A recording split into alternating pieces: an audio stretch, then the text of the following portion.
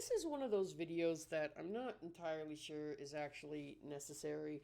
I think that a lot of people have said basically everything there is to say on the subject of running the game.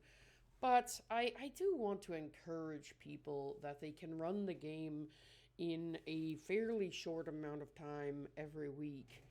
Um, I think that, like, when it actually comes down to running the game and being a dungeon master, I probably put in about 15 minutes of time per session per week.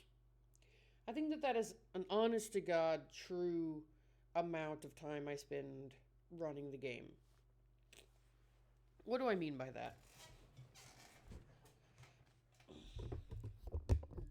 So, the hardest part of a campaign is the start of it. At the start of a campaign, I will create what I call a pitch document. And a pitch document is basically a Word file I'll create where I will give them about three pitches for the campaign, right? So three ideas that they can pick from at the beginning of the campaign, and this is what I gave my players at the beginning of Watchers of Shambhala, a campaign that's been running about a year now. So I give them basic information about what they can expect from the campaign, a short summary. I give them three of these. They pick the one that they like best. Then I will expand that out with some local area lore, some information, the sort of governance style of that area, important NPCs, the different guilds, etc., etc. Generally trying to keep it to about 4 pages of information at most. This one I is like expanded out for my personal use, so it's a little bit longer. But generally speaking, when I give it to the players, it's about 4 pages of optional material to help them build their characters. And that takes an hour or two, sitting here, coming up with all the factions of the starting location, thinking through the sort of beginning of the campaign. What is the objective of the campaign? What was the plot hook that I promised them? How can I deliver on the promise of that plot hook without betraying what they thought they were voting for, which is a big one. They voted for a specific premise. I don't want to then invalidate that premise with the plot I come up with. So I try to go back to the premise and expand on it. But once you do that initial work, there's really not a lot to running a week to week game. And obviously, the more you run in a setting, the more you run the game, the less work there is over time. And sometimes there will be big bursts of a lot of work that like spike up a week and then will flatten back out over time. For example, if your heroes arrive at a really big city and you want the city to feel fleshed out and rich and full of factions and life and etc., you might spend, an hour or two coming up with all the factions of the city and the major players and things like that. And that might be what you have to do. And in that week, you will probably spend an hour or two coming up with details of that city. There will be many times where you arrive at a small town and you just kind of pass through it in the span of 30 to 45 minutes. In which case, I highly recommend you don't spend a ton of time fleshing out that city beyond what's necessary.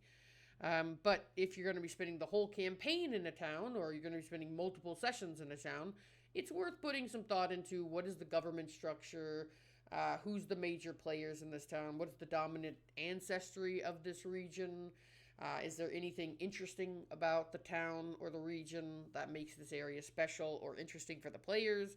There should be. So every town needs a gimmick, so to speak, if you're really going to focus on it for very long. But yeah, I think that like that kind of stuff can add up, but the actual running the game week to week stuff is generally a simple 4-step process. The first thing is at the end of every session, take notes.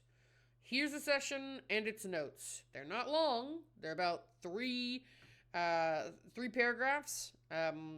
I make sure to include any NPC names that come up, so that way it makes my notes searchable. So if later an NPC comes back up, I can look at different times he's appeared throughout the campaign and remind myself what he did and what his deal was. Um, Generally speaking, major NPCs I will collect in a special location to go back to later. But this is also very helpful. But other than that, it's just a brief summary of what happened in the session. And a lot of these are shorter than this. Like, here we go. Our heroes fight the green dragons. That was my session 56 notes. They did that the whole session, so that was the whole notes that I had to come up with. So yeah, I think taking notes is super important, though. If for no other reason than when you sit down to plan the next session, it is so helpful to know what happened last session.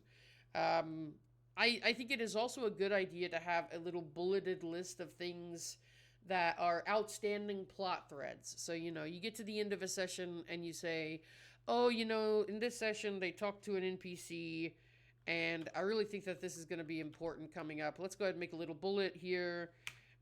This NPC expects them to come back later with payment. Right? And I would just make a note like that. And I have a section called Outstanding Plot Threads.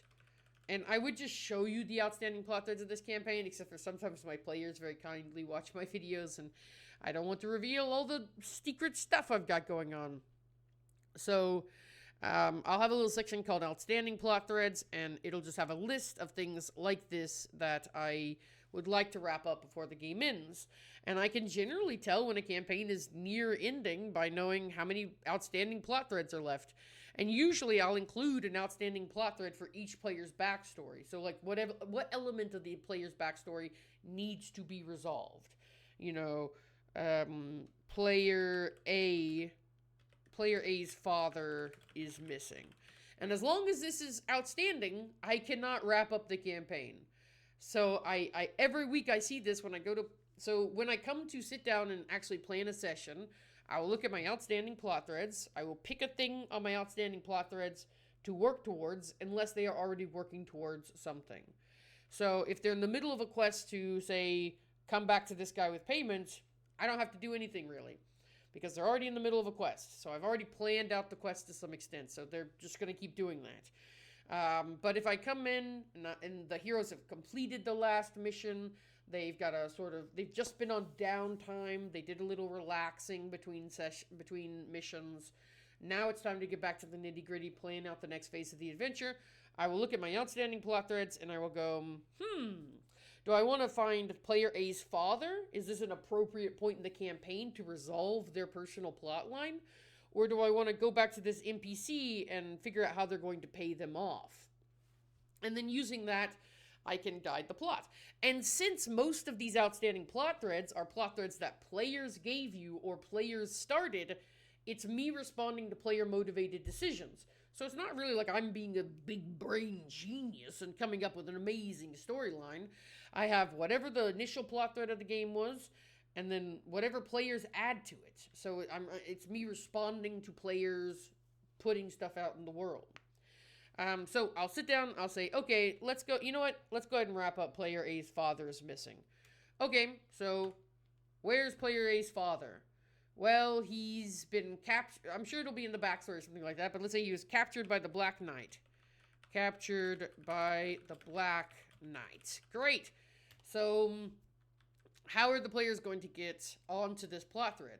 Well, let's say that a servant of the Black Knight escaped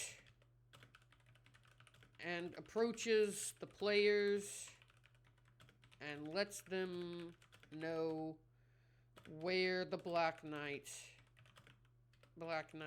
is. Okay, great. So a servant has escaped from the Black Knight's lair. He's betrayed the Black Knight. He's heard about the legend of the players. Now he's on his way. He's like, if these people might be able to help me. So he comes to the players, and now the player who knows that his father's been captured by the Black Knight is like, oh my gosh, my father's been captured by the Black Knight. If he knows where the Black Knight is, we could go and save my father. They're going to be instantly hooked in and get on this adventure and follow this plot thread. So you're not gonna have to work too hard. So at that point, you would think about, okay, so where's the Black Knight? Well, he can't just be somewhere easy to get, right? So maybe he's in a demi-plane of dread. So now you can go open your Ravenloft book up and look up some ideas from the domains of dread. But you can say he's in a domain of dread. How are the players going to get to the domain of dread? They're going to have to seek out a rift to the domains of dread. Seek out a portal. And then to get through the portal, they're going to need a key. And the servant has the key. Servant has key to the portal. So now the servant can hand over the key to the portal. Now the heroes need to go out and seek out the portal. So what are we doing in our next session? We're journeying to the portal. I mean, you're going to give them a bunch of this information about how to get there, and then the heroes are going to journey to the portal. Journey to the portal. And then you might have servants of the Black Knight attack.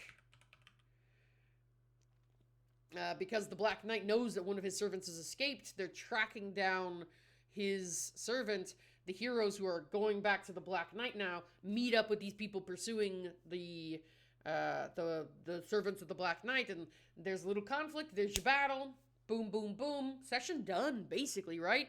You've got a dramatic hook as the players learn some exciting information about their backstory.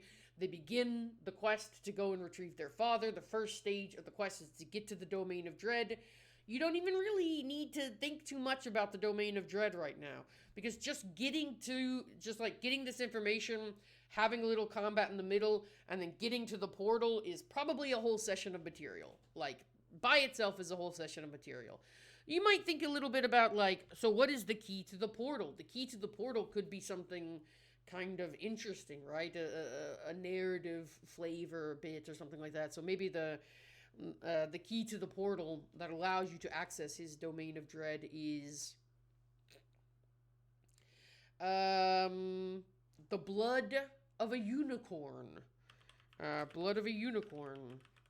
Or a unicorn's horn or something like that. And then, so now you need to go, where's a unicorn at, right? Like, you know, we got to go find a friggin' unicorn. So, journey to magical forest to find a unicorn horn. So you journey to the magical forest, seek out a unicorn.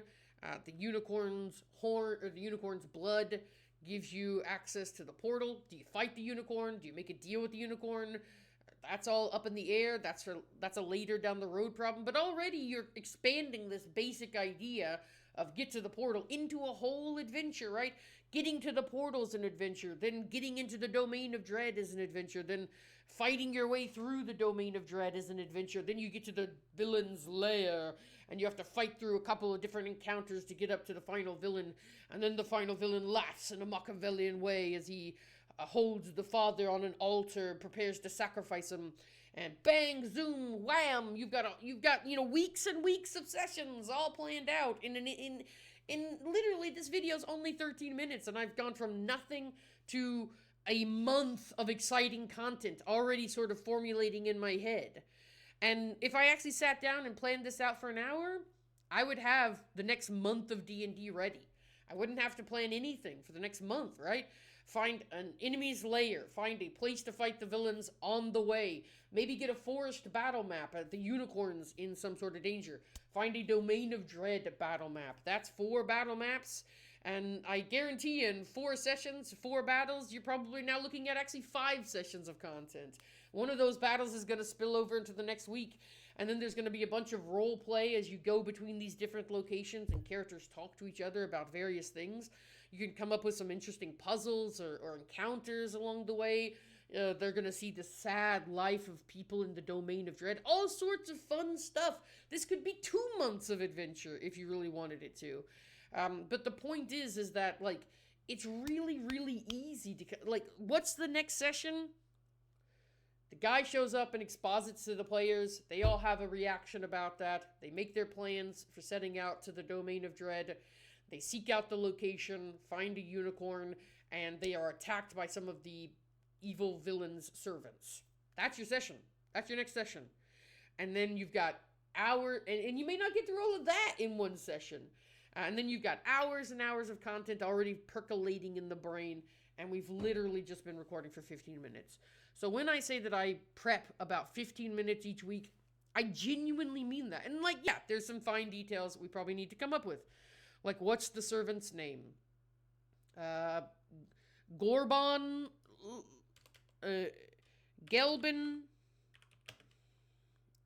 Gelbin Huddleston. Gelbin Huddleston, the servant of the Black Knight who's come running away. Why has he betrayed the Black Knight? His wife has been captured and is soon to be executed for sneaking out of the domain of dread. So maybe she's why Gelbin knew how to get in and out of the portal. Again, we're creating a little extra narrative flourish here. But when I say that you could spend an hour prepping the next month of content, I'm not joking. I only run for about 2.5 hours each week. So generally speaking, a little bit of RP and a single combat is basically all we can get through in a week. But that's fun, and that's plenty, and it only takes, so 15 minutes of prep can really get you through that amount of content. And then, you're going for a walk each day, thinking about the various things to come. Right before the session comes, you maybe think through some of the dialogue, what's Gelbin, like, what's his quirky mannerism, etc., etc. That stuff you can kind of just percolate on in the back of your mind. You can kind of add complexities to the plot as you get there, but it really is just as simple as come up with an outstanding plot threads list, take notes, write down your player characters' backstories. That's another thing that I definitely do. We can go to here, and you can maybe see a little bit like I wrote down some very short notes about I took my character's backstory that they sent me, and I broke it down into this very simple list of major details. And then that became a guiding star that I could always go back to and look for, like, what is it that my player was actually after? What was their original backstory? What were they trying to do? Okay, here's what it is. Great. So what's the next step in their backstory? I put that in outstanding plot threads. Okay, great. That's wonderful. I'm good to run off of that. And then once you have your list of outstanding plot threads, you just take care of one plot thread each time you need something for the next session. And then during sessions, you'll naturally generate new plot threads. And then as you run adventures, you might generate new plot threads as well. So they might get to the end of this dungeon, save this kid's father, defeat the evil Black Knight. And as the Black Knight dies, he whispers something about, now my master will have his revenge against you. And then you put in an outstanding plot thread, who was the Black Knight's master? And you've got your next plot line. So the players are going to be invested because obviously it's connected to their backstory. They brought that to you. That was their gift to you. All you have to do is receive the gift, give it back to them in an exciting and fun way each week. But it doesn't have to be time-consuming. It doesn't have to be work. It doesn't have to be hard. 15 short minutes spent thinking about what are the players doing, what comes next, and then, grab a battle map offline, throw it up, put a couple of interesting enemies on the battle map. That's going to be half your prep time right there. Just finding a battle map, putting it on Roll20, putting a couple of tokens on, maybe giving them hit points before the battle. Like, that's going to take longer than actually coming up with the plot will. And coming up with the plot is kind of fun. Like, it's kind of fun to come up with this story, and they're like, think of interesting twists and turns and spooky locations and cool monsters and heroic deeds. This is all good stuff. That's why we play D&D. And so it's not work, and it's not hard. It's really, really, really fun and really rewarding. And I guarantee you that you can do it because it's easy. Anyway, I hope that helps somebody or motivates somebody to keep playing and keep running the game because I think it's one of the best things you can do as a hobby. And I find it really super easy. I hear people complain about it all the time, like, oh, it's so hard to run a game. Oh, I found it so overwhelming. And it's like, take notes each week, respond to the notes you take. That's all there is to it. Anyway, I, I hope that helps. Goodbye.